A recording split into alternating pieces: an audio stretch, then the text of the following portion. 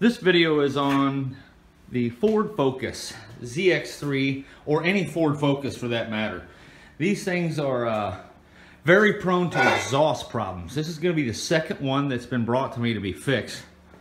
And let me put a muffler on this thing today. They sent a muffler with it. Probably the wrong one. So I'm probably going to get under here and it's going to be a simple weld. And I won't even need that muffler. But I'm probably just going to put it on for them anyway. If I can save them money and they can take it back, that's what's going to happen. Because I'm not one of these mechanics who tries to sweeten up the job. I want this damn thing out of my garage. If I make 20 bucks, you know, whatever. I'm not going to harp the customer for money here. That's just not how I roll. I'm the type of guy that is get this project out of the way. The last thing I'm going to do is keep adding stuff to the bill if it doesn't need it.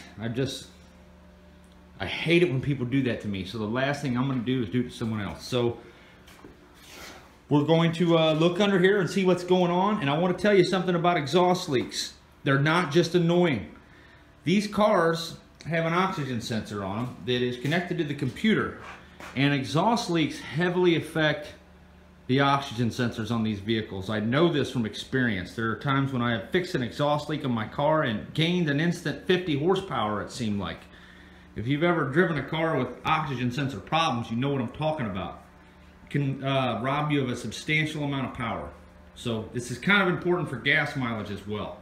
So if you have an exhaust leak in your Ford Focus and it's kind of annoying and it stinks, just remember it's more than just being annoying. It is affecting the operation mode of your engine.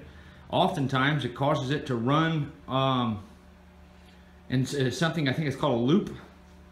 I'm not totally sure of that terminology, but I do know that when it has these leaks, it's not running off the fuel maps for efficiency or none of that, because it runs totally different with a leak than it does without a leak. And we are going to fix that today for as cheap as possible. Okay, so this is where we are. Now from looking at what I'm seeing here, I don't think this is a novice job. This is going to be a huge pain in the ass. That's what it's going to be. You can see there that big hole in the muffler. Not only is that loud, but that is affecting the oxygen sensor. There's a certain amount of back pressure expected by the fuel maps and the oxygen sensor. And if you don't get that, it hurts performance. So we basically got to cut this thing in one of the worst spots possible. It looks like I have to cut it right above the axle. How convenient. Yeah. Just in front. Well, actually they left a little spot right here, it looks like, just past the couple for me to cut and couple that on there. Not much room to get a Sawzall up in there. Definitely a spot where you want one of those little miniature air-powered Sawzalls. I might actually even buy one for this job. I think I'm going to, because I'm liable to mess around and stab the gas tank or something with a regular Sawzall. Yeah, I just might do that. I've been wanting to buy one of them things for a while. So that's what I got to do. I got to cut it here and down the way just from the catalytic converter and attach some couplings to this bad boy. Definitely looks like it's going to be a huge pain in the neck, but if you got to do this yourself, I'll let you know of any problems I run into and any tricks I found to overcome it. I'm kind of excited to see they used my trick with the high temp silicone. I posted a video on this, and this guy either watched the video or came up with the idea himself.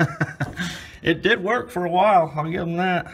I put metal over mine though. I take zip screws and screw sheet metal right over it, like thin brass metal. Anyway, I'm shutting up. Let's get this thing cut out of here. Okay, so one of my tips, even though I'm not a mechanic, is what I'm going to do is connect this piece of pipe to the new unit. And then I'm going to put the clamp on and tighten it completely tight. I'm going to do the same thing on the other end here. I'm going to take this 2-inch coupling and I'm going to throw it on there, if I can get it on.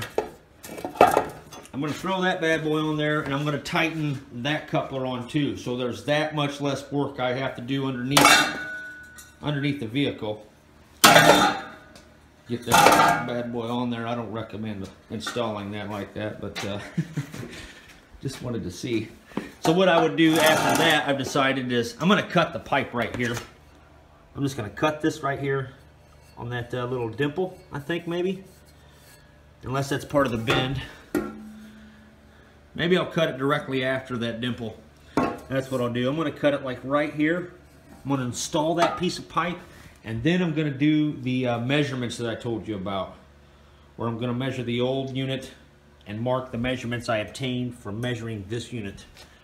So that's what we're going to do.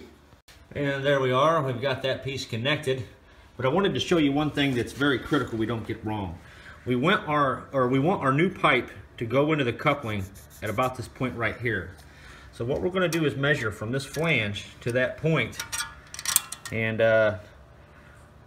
I'm reading 3.5 inches. There may be a parallax error from the camera, but 3.5 inches is about where I need to cut the existing pipe off by butting this flange somehow. It looks like this bend point is fairly close. I would probably still be in the ballpark close enough. So 3.5 inches from this flange is what we're going to want to go.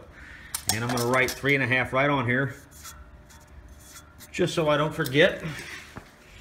I got short-term memory issues. So now what we're going to do here is measure. Actually, I take that back. Your first step is you're going to want to put a mark. I don't know if we'll be able to get that old pipe to slide in there that far, but we're going to try. You know, I feel like it might even be on the safe side to only go that. Well, I'll sand it if I have to. We're going to go to that mark, and what we're going to do is here's the best place to go from would be from maybe one of these buckles. I'm going to try and measure from one of these buckles, see what that does. Yeah, let's go 20 inches from that point is what I'm going to do. So I'm going to write 20 inches on this. Then I'm going to crawl under there, and I'm going to transfer that 20-inch measurement to the existing pipe, and that's where we're going to cut it. All right, it ain't over yet. This little thing has redeemed itself. With a good compressor, this might have cut off a little quicker, but basically this is one of those, I cut this knobby off of here to help remove the muffler, because getting this thing back through that rubber is a pain in the neck. That rubber's kind of old and hard and it just wouldn't move, so I just cut that knobby off and this thing pulled right off.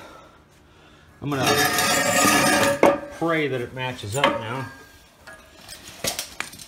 Now I've got a huge mess. And it looks fairly similar.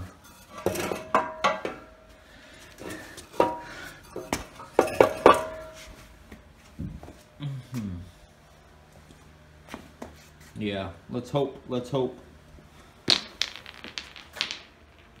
on the fence about whether or not I want to go ahead and hook up this one clamp with it being down. It might make it harder getting it up in there. Yeah, what the hell, I'm going to throw it on now so I don't got to mess with it once it's up inside the unit. Actually, on second thought, I'm just going to do the Eric the Car Guy trick and just cut that nut off there and replace the bolt. I'm pretty sure I got another bolt nut somewhere. No point in saving that crap. I'm just going to cut these off with a disc. And there you have it. I just cut it off with an angle grinder. I forgot I seen Eric the Car Guy do that like 5-6 years ago. Definitely much better than screwing around with this thing. That's the part that fell off the muffler. That's the bracket we're going to bolt onto the new muffler. Very hot right now. Okay, so we're all in. The connection process worked out great, and I just want to add that hooking up that clamp before I put this in here definitely saved me. I had a close call. It almost was in the way, but it wasn't quite in the way. But it's definitely a good tip putting those things on. And it was also a good idea to cut the knobby off of that to get that thing out of that rubber suspension bushing. So everything's in. I'm all tied off down there, clamped off. Well, I'm going to fire this thing up and we'll see what your car used to sound like. I can't talk today for some reason. Well, there it is. All good to go. Because this thing is an inline 4, it's going to vibrate a lot, but it definitely sounds a lot better. I forgot to do a before shot on the sound. This thing sounded horrible. As you can tell.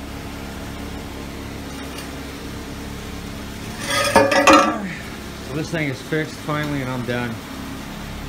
Hope you guys got a couple tips out of that. Anyone who's struggling with this car making a lot of noise.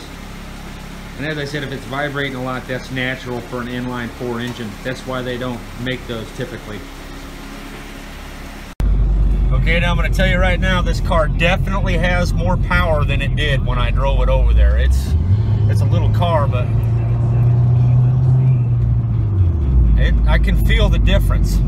That oxygen sensor is getting the right back pressure reading now, so it doesn't have a back pressure reading, but the oxygen ratio is different depending on the pressure, guys. So if you have a slightest leak in the exhaust in some of these cars, you are going to lose performance and economy and in power in the pedal. So just remember that. I'm out of here finally.